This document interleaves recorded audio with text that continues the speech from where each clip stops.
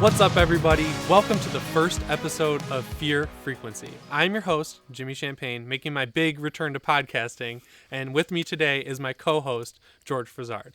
Hey guys, how's it going? So we are actually out here in the woods in Michigan. We've got a fire going, we've got our computers out here with our mics sitting on top of a mini fridge. Oh yeah. And I suppose the first order of business is we should crack our first beer. So you already cracked yours. I got a little nervous. I cracked it early. What do you got? Mine is the Bell's Best Brown Ale. Okay, so mine is going to be Atwater Oktoberfest. And so if you want to drink along with us, now you can. 2 beers at the same time. So I'm going to crack this open real quick.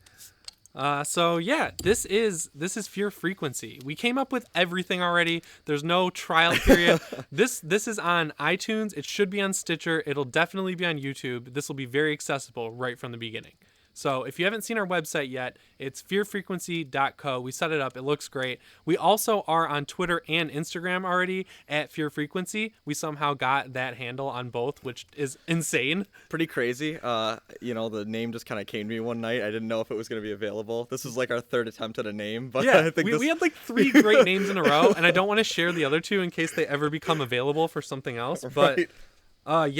So we got these great handles. It's also on Facebook, so if you want to join our communities and stuff, there you go. We got that out of the way. So I guess we should start with introductions. I've done podcasts before. I had a long-running podcast called Jimmy and Eden with my friend Eden, and that was about video games, and we kind of just shot the shit with different video game journalists and stuff, people in the video game community. But the real bread and butter is horror. In case you haven't noticed, everything I do is horror now. So me and George were talking, and we realized that we talk about horror movies every single day on our text messages and stuff, and on Twitter. We're always talking back and forth about horror movies, so it was just stupid for us not to have a podcast. So I write about horror, I make horror YouTube videos, and I tweet about horror all the time. So let's introduce you, George. Who are you? Well, my background's a bit different than yours. I, as you know, love horror movies, talking about horror movies, watching all the, 80s to the current day. Yeah. But my day job is actually as an accountant, so it's a bit different, a little weird. So this is your, outlet for the week. Right, yeah. This is, definitely my main creative outlet in my life, because most of the time I'm either, watching movies or playing games after a long day of work. I don't really have it, I don't have a YouTube channel, don't have anything like that. So this is really my only time to just kind of shoot the shit about passion projects pretty much. Yeah, I've been trying to get George to branch out a little bit online for a while now, and this seemed like the best way to do it because I can force him every week. Exactly. So once I'm on a strict schedule, I can't deviate. Okay, so we are actually in the woods, and I'm not going to lie, I keep hearing noises out there. I do too. Which is very, very creepy. But we have a big fire here, so we're just going to jump right into it. So this podcast, guys, is, we're not afraid to talk about new movies. In fact, we will mostly be talking about new horror movies. This is not something where we're going to wax poetic every week about 80s slashers, a Nightmare on Elm Street reboot, for example, or anything like that. We might bring it up if it's a real thing, but we're really just focusing on new stuff and moving forward as a genre, I guess. Right. I think, we'd probably bring it up if there's a fair comparison we made, as if, this movie really reminds me of X, old 80s horror movie or something, but we won't really be rehashing stuff that everyone already knows and should have already watched at this point. Right. And of course this is subject to change, but mostly we're going to try our best to keep it under an hour, maybe an hour and a half once in a while. We're going to talk about news. We're going to usually have a topic of the week, which might be a fun story. It might be a news topic of the week. It might be a different movie we just saw, something like that. And then we are definitely going to have a movie review for you every week, whether it be new or old. We will do our best every week to bring you something that you can watch after the show is over, and we will not spoil anything. And if we are going to spoil something that's been out for a while, we will give you a fair warning. That is our promise. We know how upset people get about that stuff. We get upset about it too. That's the Fear Frequency guarantee right there. No spoilers. No spoilers. And then at the end we might do something fun. You never know. We're learning as we go too. It's all off the cuff for us too. Yeah. So the first topic today, this is our news topic of the week. We didn't really make a whole list. So as you probably know, Cult of Chucky is coming out this week on Blu-ray and DVD. It is getting a limited theater release, but probably not anywhere near a lot of people out there.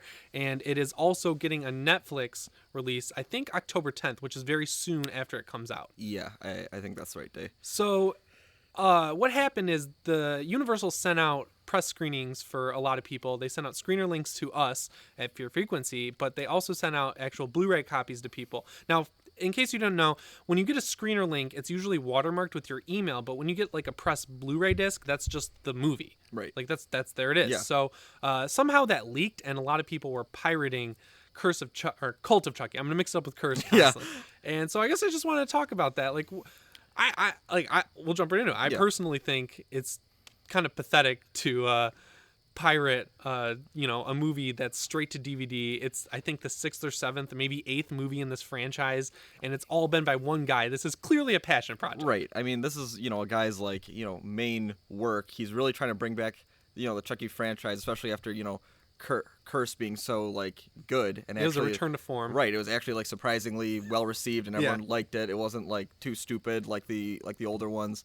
And so this was really, it's like the start of like a, revitalizing the series. Yeah. So to, cut it off at its knees right when it's starting to come back is kind of not really what you should be doing for a horror franchise, especially, if you're watching the leaked version, you assume that it's because it's something that you are into and something that you really want to watch. But, so if you're like cutting it out like that right at the knees when it starts, it doesn't make any sense. So yeah, pirating a movie that is direct to DVD just doesn't make any goddamn sense to me. It really just doesn't, because this franchise is kind of crippled. It's not really crippled, but Seed of Chucky kind of killed it, and they were able to bring it back as a direct to DVD movie that was received very well. I think it has like an 80 something Rotten Tomatoes score. Yeah. Mm-hmm. It ended up on Netflix really quick. It gained a lot of popularity, and people thought that would mean that its sequel, Cult, would be in theaters. But lo and behold, here we are. We got another Blu-ray release, which kind of sucks for fans, and now it's getting pirated left and right. So I kind of did a search on Twitter, and I saw that a lot of the people pirating it aren't really fans. They were just curious, I would say, which makes it suck even more for big fans of the franchise, because it's not like they're the ones pirating it. You don't have to feel mad at fans of the franchise, because I feel like a lot of fans are either A, going to watch this on Netflix, or B, just buy it. What I don't get is, with it coming out on Netflix so soon after its initial release, it's like, why can't people just wait? I mean, don't you want to watch it like in early October? Yeah. Because, I mean, it's a season for horror movies. Right. And Netflix, everyone at this point has a Netflix account. You can easily just hop on and throw it on, And how often do you get that on Netflix, where a movie comes out on VOD, DVD, and some theaters, and then the same day and date you get a Netflix release? Like, count your blessings, man. Like, seriously, that's awesome. Like, that's a great, it's just like really cool for the fans to be able to just jump on it right away without having to wait for, it to come out on DVD or whatever. So something else I saw was that people on Twitter were saying that they pre-ordered the Blu-ray. Like they were like, we pre-ordered the Blu-ray. They tweeted their screenshot of the receipt, but then they're saying, I want to watch it now, so I'm going to torrent it because I paid for the Blu-ray already.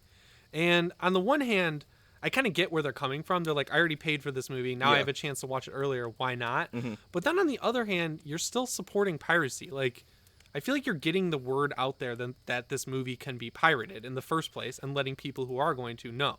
I think if you really, I understand the logic there. Obviously, you paid for the movie, you want to watch it. You're like, well, I can just watch it right now. Why not? And I get that. I understand the point of view there. But I think if you're gonna do that, I wouldn't talk about it on social media. Yeah. I would just do it and then kind of keep it to yourself. You really shouldn't spread the fact that like it's able to just anybody who wants to watch it can just hop on whatever your favorite torrent website is and grab it. Yeah, and then there's something else to be said for just constantly bringing up the whole piracy thing. So the more you bring it up on social media that you're upset that people are pirating it, the more you're letting people know. Like, the people who weren't on Twitter and saw your first tweet are going to see your second tweet then, and they're going to be like, oh, I can pirate this movie? Okay, so it's like, I feel like if you're going to tweet about this, just make it a one and done thing. If you're going to put it on social media, say your piece and let it go. Yeah. I think the more you harp on it, the worse it is for the series. So I agree. For the most part, people should just, if you're going to torrent it, just keep it to yourself. You shouldn't, but if you really feel the need to, then, I wouldn't be bragging about illegal torrenting that I'm doing on any kind of social media. But if that's, and I wouldn't recommend other people do that, but if that's really your prerogative, I guess that's what you're going to do. And I even see a lot of people say like, oh, well, that movie sucks. And we're not speaking to the quality of Cult of Chucky. I see people saying, well, that movie sucks anyway. And it's like, well, that's a moot point. It doesn't matter. Discover it for yourself. It doesn't fucking matter. Right. Like, I mean, it's the same thing for if you go and see a movie in the theaters and you say, well, that sucked. It's like, well, you supported the movie. This is like, you don't support the movie and you say it sucks, and you're like, well, now it doesn't get anything at all, ever. Yeah, you don't get to decide before you go into, like, you don't see the movie and then pay for it, right? You don't go in and you watch a movie and you go, that sucked, I'm not paying for it, and walk out. You don't go, that was really good, I'm going to pay for that. Yeah. And a lot of people who do pirate stuff and end up liking it, they still don't pay for it. So yeah, if you want to watch the fucking movie, if you have any interest at all, just buy it. Or wait for it on Netflix. At the end of the day, just wait for Netflix. It's October 10th, and I think the movie comes out like October 6th, maybe. Yeah, I mean, you're waiting very, very small lead time to just watch it on your favorite streaming site anywhere. You can watch it. Netflix is on everything at this point. You can watch it anywhere you want. And if you're like a chronic pirater, like you're addicted to pirating or something, maybe take pity on Don Mancini, who's slaved away on this franchise that he obviously loves more than anyone else on planet Earth for like literally his entire life. Yeah, exactly. Like this guy doesn't have to make a lot of people would probably be hurt if they had to move to direct to DVD from a giant franchise. Like Chucky is a slasher icon. As much as a lot of people don't want to admit it, he really is. He's up there. He definitely is. He's a big deal. Yeah, big deal. So this guy's got to go from a theatrical release, really take his series back to roots and make it direct to DVD. Like, give this guy some support. Right. If you want to see it that bad, pay for, even buy it on VOD. It's probably like $14-15, something like that. $6.99 to rent. Yeah, $6.99 to rent it. I mean, what's the harm in spending $6 on renting a movie? Yeah, it's really, you shouldn't pirate it. Yeah, so there's our consensus here. No pirating. No pirating. Movies. Every other movie's on the table. Support the craft that you love. If you love horror movies, don't pirate horror movies. Because you're actively killing the franchise. Right, exactly. That's the bottom line. If you pirate the movie, that's one sale they don't get, and execs are already down on this. Like, they're looking for any excuse they can to kill it. So you're just giving them another reason to. So yeah, I think we can round out that topic now with just the general, blanket statement of don't pirate movies. Mm-hmm. And yeah, we'll move right on to our next round here.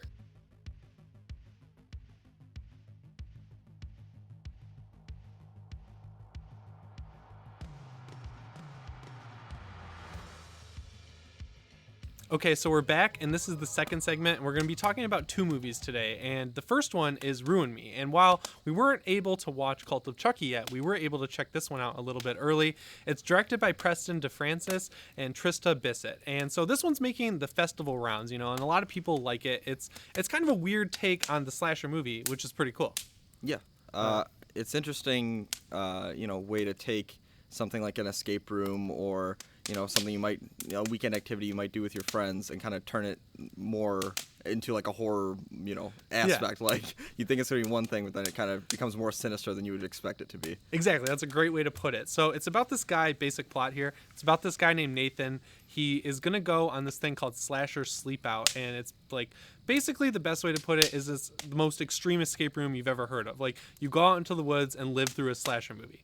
Him and his buddy are going to go out on this like excursion, but his buddy gets sick at the last minute and he ends up taking his not so big of a horror fan girlfriend, Alex. And things obviously take a huge downhill turn and things get dark and twisted and scary right away.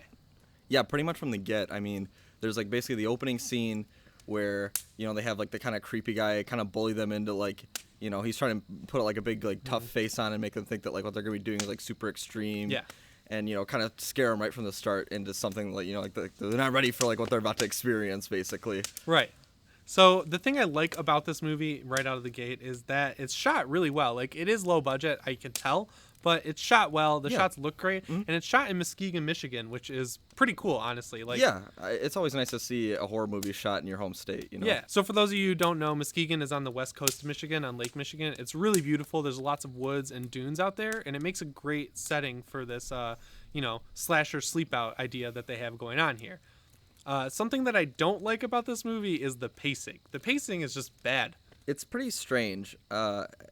I think that's kind of where the movie kind of first runs into its issues. I think that the setup is great. Yeah. I think that, some of the characters, while they're a little bit too cliched to like be real people, like you see them and you're just like, come on. But like the pacing definitely gets a little weird. Like it really just jumps into what's going on. There's really no like slow build. It's just like immediately like boom boom gets like worse.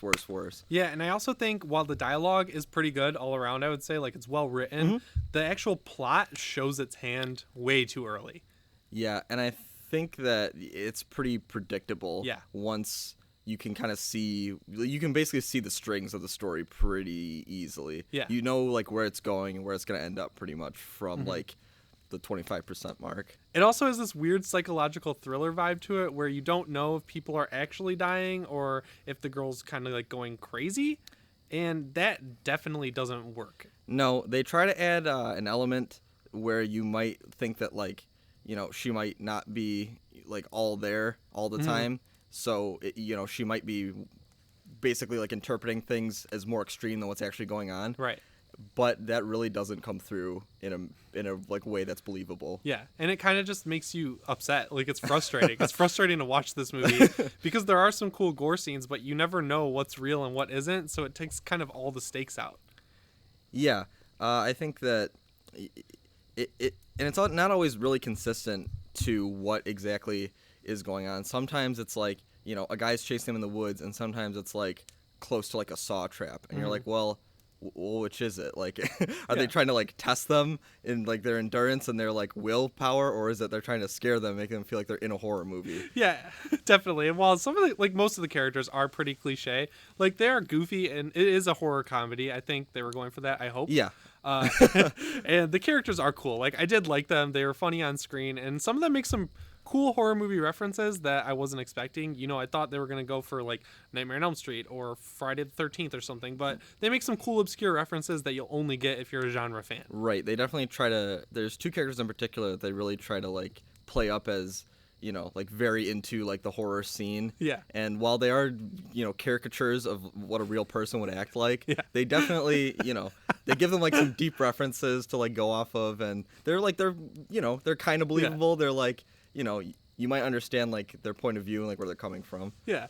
And the biggest thing, like the biggest misstep I think in this movie is how fast it wraps up. It's literally like it gets to a point where I guess is the climax, but you don't really know what the climax is because the climax is strung so thin in this movie and so long that you're like, okay, I guess that's wrapping up. And then there's like one final confrontation. And it's like, boom, movie over. Yeah, I thought the ending was pretty strange. I mean, basically they take it in one way, and then you think that you're like, well, I guess this is, you know, just like how this played out. And then they kind of just throw something in at the very end that's doesn't really fit. I mean, it just kind of comes out of nowhere. Like, you sort of expect something's coming, and then when you don't see it in the first, I'm going to call it the first ending, then you're like, oh, I guess it isn't going to do that. But then it kind of does it in the second ending. And the main character, Alex, she really has nothing to learn in this movie. Like, she's in pretty much the exact same spot. They reveal stuff about her throughout the movie, and at the beginning of the movie, she's at the exact same spot she's in at the end of the movie. Like, there's really no arc. No, she doesn't really grow in any way or learn any lesson. It's basically she's trying to be a supportive girlfriend and help out her boyfriend, and then you learn about her past, and then she ends up just like in the same spot. It's you know, it's weird. So yeah, I mean, if I had to give this movie like a rating, I'd probably give it like a 6 because it was fun to watch. Like, it was enjoyable. I wanted to see where the plot was going, even though I was able to predict it in the first 10 minutes. Yeah. But it is worth watching, I would say, if you're into this type of stuff. Yeah, I really liked the setup of the movie. I think that the concept is really cool, and I just think that the execution wasn't at 100%. I think it could have been executed better, but the concept is really cool, and it's something that you should definitely watch if you're into, you know, a more independent like horror movie. Yeah, and I don't want to make it look like we're shitting all over this. Like, no. this is it's pretty solid. No, it's pretty good. I mean, it's predictable, but I mean the characters are fun. It's definitely, you want to see where the plot's going. It's not boring in any way. You know, you really do want to follow the characters to see what happens, but it's just not very like memorable really. Yeah. And I'd like to see more from Preston and Trista. Like, they do seem like they're a good pair. When I was talking to them to get the screener, Preston's the one who, you know, introduced me to Trista, who sent the screener. Like, they're very tightly connected, which I think is pretty cool. Yeah. And like I said, I definitely recommend it to anybody who's into the plot. I think that anyone who watches would definitely have a good time with it. All right, so a second movie on our list that we're going to go over is, I think, highly anticipated, and it is Leatherface. Oh, Leatherface. Leatherface. Directed by Alexandre Bustillo and Julianne Maury. it is the origin of one of the classic slasher villains, Leatherface. Yeah. And basically the setup of the movie is, it starts with kind of a, introduction to the whole Sawyer family. Yep. And kind of how the family dynamic operates in that house. Not your typical American family. Not at all. Not at all. Not in the slightest. And basically they kind of make a wrong move by killing the sheriff's daughter, which causes the sheriff to really have a real vendetta against this family for some reason. I think rightfully so. Rightfully so. I mean, they really just throw you right into this sheriff really hates them and gives them a motivation like straight within the first half hour. And basically, so the sheriff has a vendetta against them, and he sends their youngest kid, Judd, to kind of an insane asylum for like the criminally, deranged youths. And there's also this battle between the mother of the Sawyer family trying to get custody back of her kid, and the kid kind of escaping the jail, prison, juvenile facility. Yep. And him and his buddies basically get together and plan to escape the country and go to Mexico. Yeah. So this movie's had a bizarre history. Like, they made it sat on a shelf, news has been trickling out. The two directors, they've worked together before. People were really excited to hear that they'd be working on this movie, and I gotta say, didn't like it. Did not like it at all. I think the biggest issue with it for me is that basically if you took out the beginning and the end, you could have just called this movie something like Asylum, and it would have been a totally different movie. There's almost no connection to like the Leatherface mythos. Right. There's nothing. There's just stuff at the beginning. And you know what's weird about this? This exists. So there's so many Texas Chainsaw Massacre movies, right? Like, we all know this. Right. There's an ungodly amount of them. This only exists in the same universe as Texas Chainsaw Massacre, the original, the Texas Chainsaw Massacre 3D, which is like maligned by everyone, and then I'm dying, and then this movie. So it's like this weird universe that they've created again. We've already had Texas Chainsaw Massacre the beginning and the remake, which I honestly don't think were that bad and better than what we've gotten in the real official universe now. And it's just a mess. It just really doesn't fit with like the Texas Chainsaw Massacre franchise right. in any way. It doesn't fit with it at all. They try to like throw in like, oh, here's the signature weapon of Leatherface, and it's like this is the kid, like this is like you obviously know who he's gonna grow up to become, but you're like, well, why? Yeah. Why is this his weapon? Why does he do this? Yeah. What causes him to be crazy? And you never see anything through like the main plot of the movie that'd be like, this is like the turning point. Yeah. This is why he's going crazy. Dude, there's no other reason. There's no reason given for him to have a chainsaw. It's like, there's no reason for this to be his signature move. His mom just gives it to him on his birthday. Like, you're inheriting the family. It's not even the family chainsaw. It's just a chainsaw. She's like, you know what to do. You want to be part of our family? Use this. And just gives like a child a chainsaw. Yeah. Why would a child use a chainsaw? Yeah, and the kid obviously is very apprehensive about killing someone for no reason, which, like, good on him. And ironically, he's the one who gets sent to the insane asylum, which I thought was kind of funny. And they never really show him turn into a killer in any way. Basically, he's a kid. He gets sent to the insane asylum, escapes. He's like ready to go to Mexico. He's ready to abandon his whole family, and then he becomes like an early Leatherface. Yeah, we're not spoiling anything. It's literally just like what happens. I'm sure you could guess he becomes Leatherface by the end of this movie. But right. God, it's stupid. It doesn't make sense for the character at all. And I don't like when horror prequels tries to build sympathy for the Sawyer family, which is a joke. They make the cop out, the sheriff, to be the bad guy in this movie. But he's the only one with a noble cause, and you totally you're on his side the entire time. I never felt like I was on the Sawyer side over the cop's side. Yeah. Every time I saw the cop, I was like, I want him to succeed. Like, I want to see him get his revenge for his daughter being murdered for no reason. The cop is the hero of this movie, but they paint him like the bad guy. Right, they paint him as stupid. the villain. And it's like, if you really wanted to make an origin story for one of the most iconic murderers in like the entire horror franchise, like genre, why it doesn't explain anything. Yes. It doesn't show why he's like this. It basically just forces on this like generic, like, this is like he's like this because the other movies he's like this. Yeah. And you're like, well, this was your opportunity to tell me why, and they just don't. Yes, and you know what? You want to talk about why he's iconic? He's iconic because he was great in one single movie. He was that good of a character that he has survived endless shitty remakes, shitty sequels, shitty comedy like versions of his story.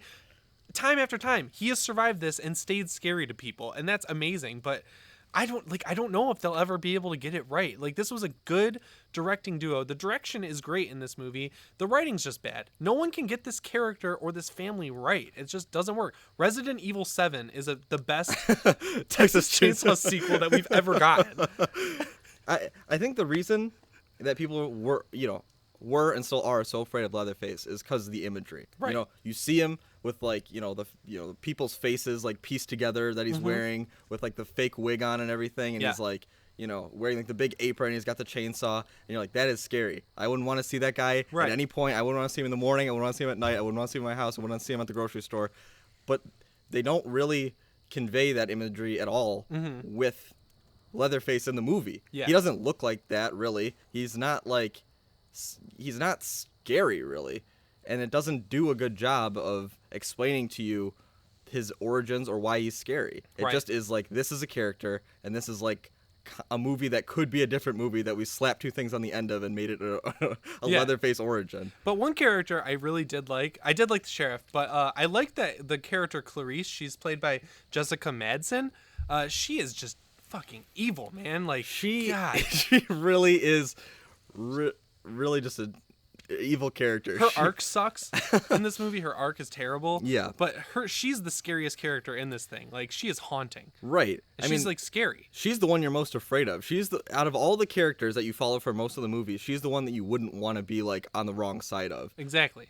I mean, like every time that she has like a freak out or, she's like talking about, her plans, you're just like, geez, like I really wouldn't want to be like, I don't want her coming after me next. I wouldn't want to team up with her. I don't want to be on her team, and I don't want her to come against me. I'd be heading right back to the asylum, dude. Like, I don't want to be in this girl's crew at all. Right, exactly. Like, yeah, thanks for getting me out, but bye. Like, I'm out of here, dude. I don't want to be part of this in any way, shape, or form.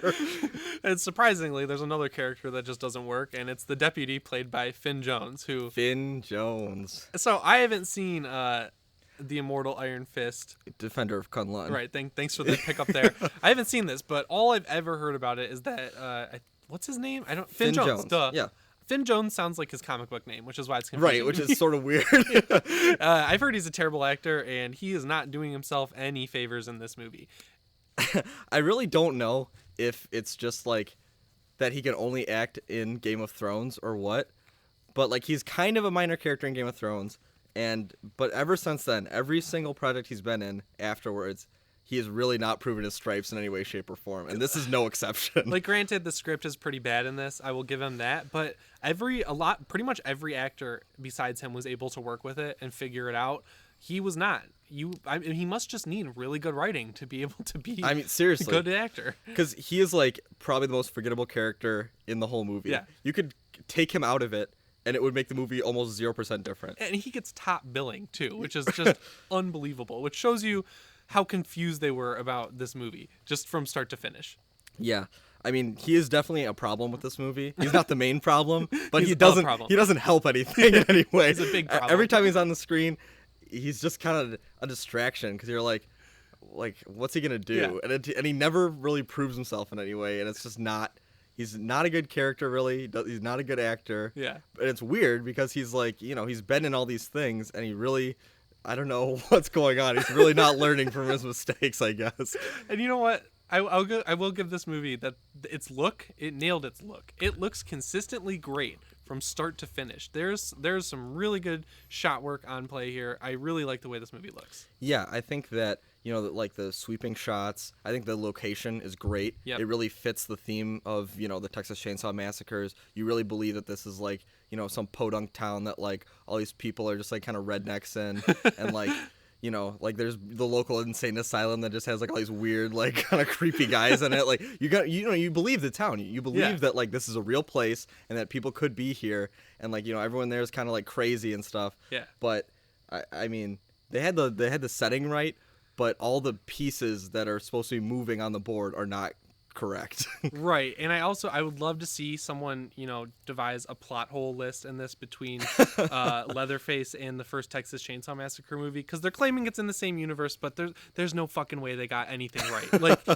I can tell there are parts of this movie that you can tell are shifted around in the plot. Like, things happen in very odd ways where you're like, that probably didn't happen in this part of the movie originally, and they've been shifting it around over the years. You can kind of feel the rewrites. You sort of know where the plot is like been kind of shifted and like moved to fit certain parts of the movie, and it really doesn't feel cohesive. Not at all. It doesn't feel cohesive. It doesn't tell like a through line of the character Leatherface. The character Leatherface is like almost throwaway. He's like, he just doesn't shine in the movie in any way. Right. I mean, he kind of comes in really just near the end is like really where they kind of bring in, him being more of like the villain, the killer, the actual, the monster, the Leatherface. Yeah. But the Leatherface. But most of the movie, he's just like a guy. He just wants to leave. He's like, I just want to go. Right. So suffice to say, I don't think either of us are giving this a watch. I would say skip this one. Yeah. I think, if they make another one, I think if they can try to continue in this universe, I don't know. Fucking pieces. Pick up if some incredible director is willing to pick up all the pieces of this and try to form a new sequel to this, maybe watch that one. Yeah. I don't know, but I think this one is really just not good. This might be controversial, but I think it might be time to just let Leatherface go.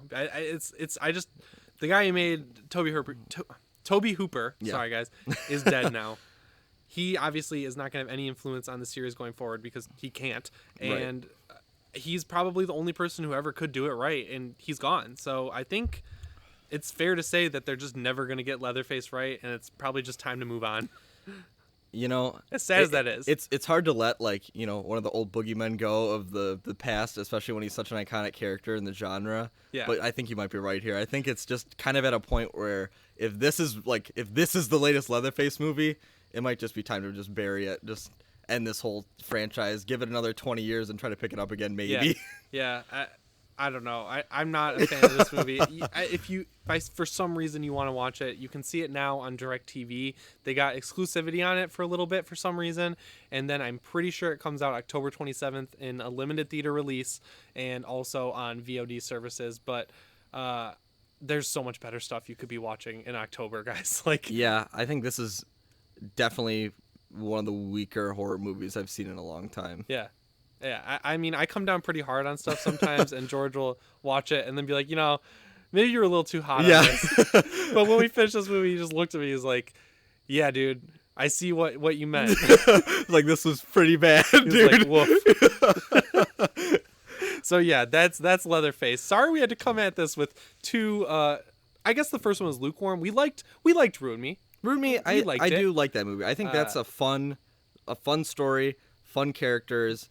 And it doesn't really go anywhere. It doesn't really get any legs, but it's fun to watch. Yeah, and it's kind of the double-edged sword of this amazing release schedule we have this October where everything's coming out. Right. You're going to get some stinkers, and sometimes they're going to come out back to back, It's just Maybe we'll like Cult of Chucky. You never know. I mean, the thing is, if you took these two movies, if you said there's going to be a Leatherface movie and there's going to be this movie called Ruin Me about these people that go into like a fake horror simulator camp, you would go, well, Leatherface is going to be better, no doubt. Come on, it's Leatherface. And you look at these two movies and you're like, how is this one the stinker out of these two? Like, how is Ruin Me above all odds coming out on top over a new Texas Chainsaw Massacre directed by amazing horror directors, shot well, has a decent budget. Like, this movie was supposed to shine. You could see that it was supposed to do well. Yeah, I mean, it's so professionally made, and I understand why they were going to do a full theatrical release of it. Yeah. They obviously put a lot of money into it. They have like big time actors in it. It's it's shot beautifully. Big time Finn Jones, man. Big time Finn Jones, big boy on campus, Finn Jones, the immortal Iron Fist defender of Kunlun is in this movie, and it's just not good. It's weird that this is the bad movie out of those two. So yeah, we're gonna close the book on Leatherface here and move on to something else we got up to this weekend. So me and George are gonna take a break here. We're gonna crack another beer, and then we're gonna move on to the next topic.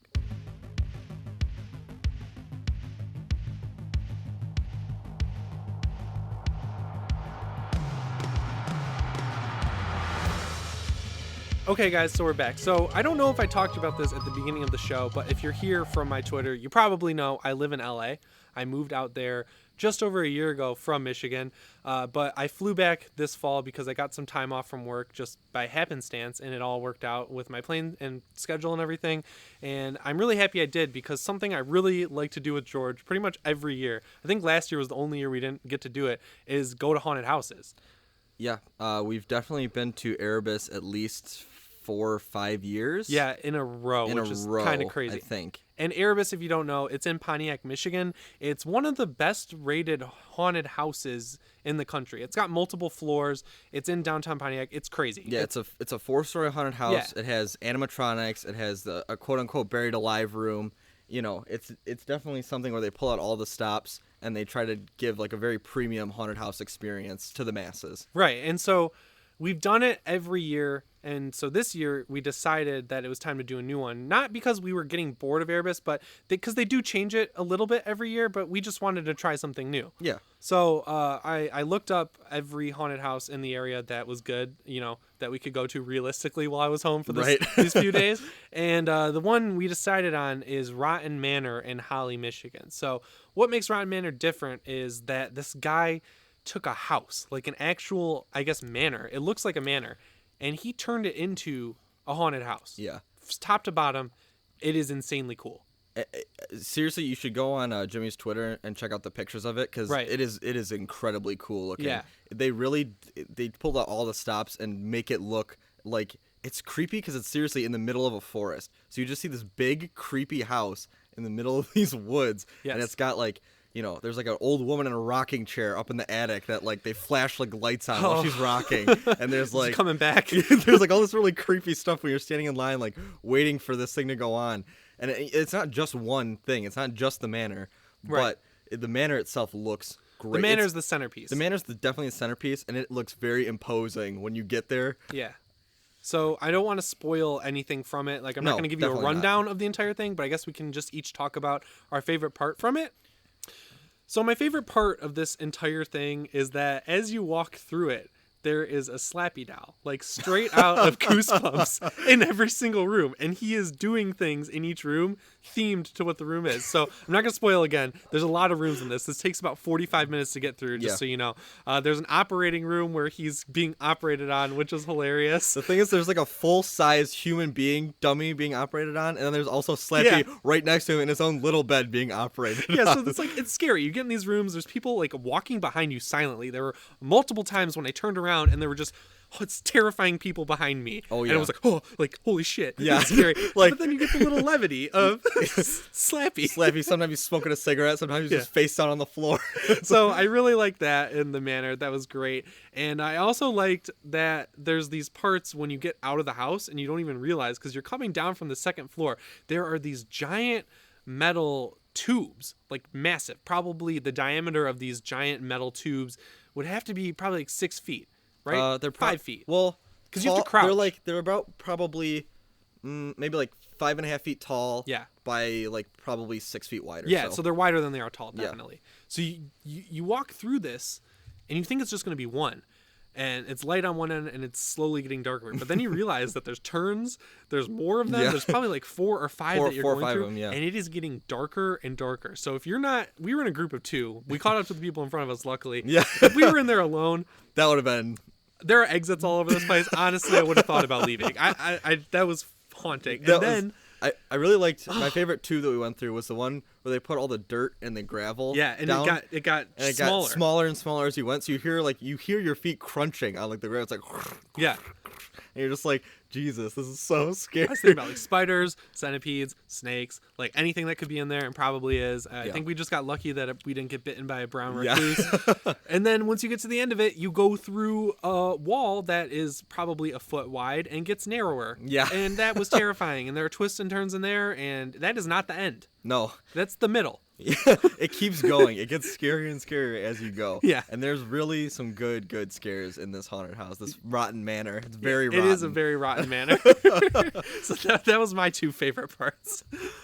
And there's enough here where we can talk about it. So, George, what were your 2 favorite parts? I'm probably going to get a little more specific than you. I don't really want to spoil too much, but I think my favorite rooms were if you've seen the movie Lights Out, Yes. there's basically a room modeled off of like the mannequin scene. That's a great reference. From the beginning of the movie, where there's all these mannequins and it's lit up by like a black light. Oh, God. And you're walking through and you're just like, this is horrifying. Like if one of these is like an actor and not a mannequin, I will probably poop my pants. Yes. I mean, you were like horrified the entire time. Lo and behold, one of them is a human being.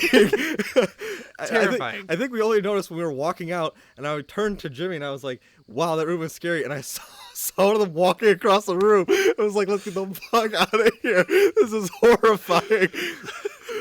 Yeah. So that is like, they definitely pull from kind of more modern movies to theme some of their rooms, and it works. I mean, they're very well done.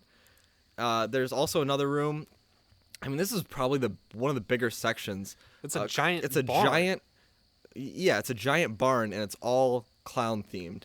And you walk outside, and then you go back inside into the barn, and there's like all these clowns, and they have like fake carnival games set up and stuff. They're like trying to recruit you to like join their circus, and you're like, no, that's okay, gotta get out of here. Yeah, that was also terrifying. There's a lot of scary stuff, and I like that obviously they can't touch you. You don't have to sign a waiver for this, Right? but they make you think they're gonna. They do a very, really good job very at close to you. Yeah. That was terrifying. But so the whole thing with Rotten Manor is you can go through the manor for $25, but they also have a haunted trail, which is another $25. But if you get both, it's $40. So it's pretty. At first, it seems pricey, but it is pretty reasonable, I would say.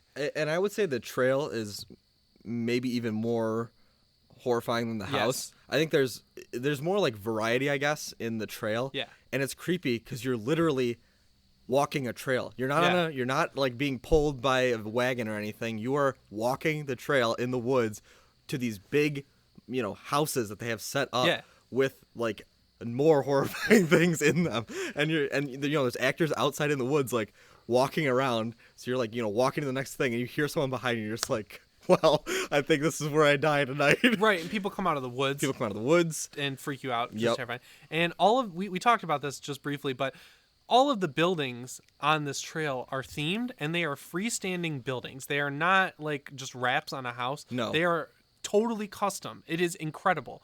And it's not just like they took one like kind of big house and they like split it up into sections or anything. I mean, it is like each one is like, its own creepy setting. I mean, some of them are more elaborate than others. I think there's probably like 2 or 3 that are more elaborate than the other ones. Right. But they're imposing. Right. I think the Asylum is the most the imposing Asylum one. gets top billing on the tickets. Yeah, I mean, the first time you can see like the front of the Asylum, you're like, I really have to go through that to get out of here. Like, really? I'm gonna make a deep cut reference.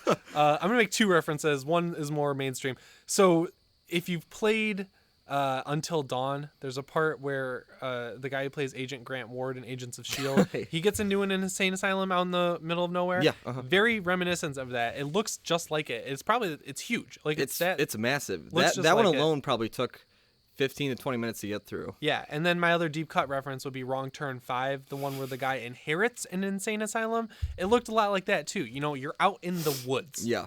Terrifying. I mean, this is not a well-kept insane asylum Right. in any way. It was is a very horrifying. dirty house. It's a dirty place, and I got to give it to the actors. They are top-notch. None of them really broke character. Yeah. In any way, really. They played along. They played They're along. funny. They were kind of funny. They were like, some of them were obviously meant to be more like humorous than the other ones, but some of them, like some of the actors in the insane asylum, were like legitimately like, I don't want this guy to follow me around. Right, and of course he did. Of course he did. I mean, he can just kind of sense when you're like, please don't be near me. Right. And they didn't do a lot of repeats. There was some stuff that repeated between buildings, but overall each thing had its own original giant thing that made it scary. Yeah. Which I thought was really cool. Yeah, I mean, I think it's definitely, I don't want to say like a low budget, because I think that's kind of like demeaning. Yeah. But it's not, it's not like an Erebus where they have like huge animatronics going all the time. It's definitely more a labor of like you can tell that like a group of people built these buildings, designed all this stuff. It's not really a professional crew. It's like a guy who's just like, in love with the craft of building haunted houses and scaring people. And it works. So I reviewed a bunch of haunted houses last year on Bloody Disgusting in LA, and they all are giant budget affairs that, all have high concept shit going on. And I don't think I said a single one of them was worth flying out there for. I honestly think if you, wherever you live, came to Michigan for Rotten Manor, I think you'd have a good time. And I think you would probably think that $40 you spend is worth it. And there's a lot of good food in the area. I think that the $40 is kind of a steal, honestly. Yeah. I think that there was so many good, not just like scares. It is scary. I was definitely pretty horrified by the whole ordeal. Right. But I think that it's so cool to walk through and just see all this effort that was put into building these crazy haunted houses. It's really an interesting set piece in this area of Michigan. And I think definitely if you're in the state near the area, I wouldn't skip it at all if you're looking for something to do in October. And I just thought it was great. And if you're in the area, feel free to either, you can tweet at the Fear Frequency Twitter at Fear Frequency, or you can hit up either George or I. We know everything in the area. We can tell you what to do and where to stay. We know all the good food spots. So feel free to hit us up there. Yeah, seriously. We can help you have a really good fall trip here in Michigan, honestly. Yeah. I know you wouldn't think to come here, but it is a cool place to vacation to. It's basically the only place I vacation to now that I don't live here anymore. So I have no problems recommending the Rotten Manor for $40. It's right off of Dixie Highway in Holly. I think it's just rottenmanor.com. And I want to say that they didn't sponsor this at all. No, definitely. We definitely went. We bought our own tickets last night. I actually put feelers out to other haunted houses to see, and we did get an offer from a couple to go for free, but we chose Rotten Manor in the end, and I'm really glad we did, and we chose to pay for it, which I'm, again, really glad we did. I don't regret the $40 at all. I think it was definitely worth it in every way. It's a great haunted house.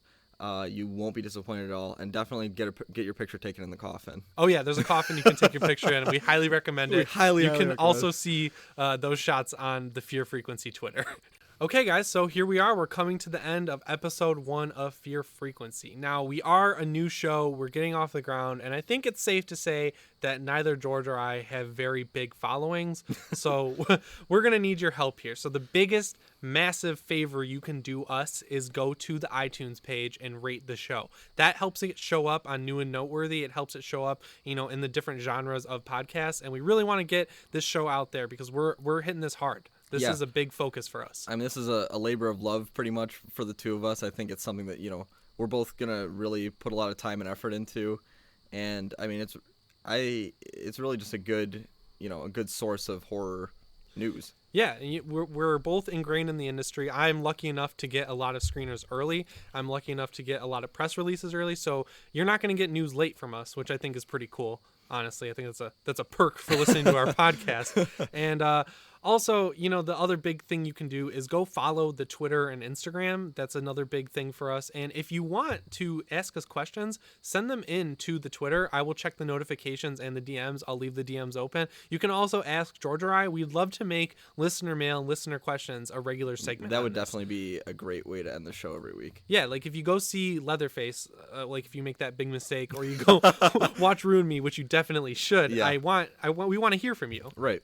Also, you can send an email to us on our website. We do have a contact us page where you can send an email to our email. I think it's fearfrequency@gmail.com. Okay, so it's fearfrequencypodcast@gmail.com. That's the only thing where someone had already taken Fear Frequency for some reason. We lost that, and we lost fearfrequency.com, but we won on Twitter and Instagram. So you can, but it's way easier on our website if you want to go to fearfrequency.co and just click contact. You can put your first name, last name, subject, and then the email in, and it'll go just send it right straight to us. Yeah. If not, again, fearfrequencypodcast@gmail.com. And then if you want to follow George or me on our personal Twitters, George is George Fresard on Twitter and Instagram. And I am Jimmy Champagne on both. Very easy to find. Yeah, super easy. So yeah, guys, I hope you really like this first episode. Definitely give us feedback in any way, shape, or form you can. Obviously, go rate it again on iTunes. But we will be back next Tuesday. This is going to be a Tuesday show. All right, so here we are at the end of the episode. George, do you have anything you want to say to our listeners? Just thanks for listening to this episode, and I hope you come back for the next one. And you never know who might be listening.